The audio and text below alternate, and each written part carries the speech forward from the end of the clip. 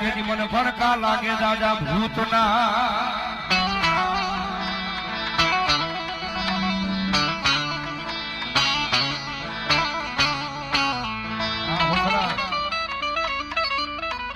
હજારોની તાજાદની મારી પાસે સાહેબ સાકરિયા પરિવાર અહીંયા ભેગું થયું અને દાદો ભૂતડો આવ્યો છે બાપ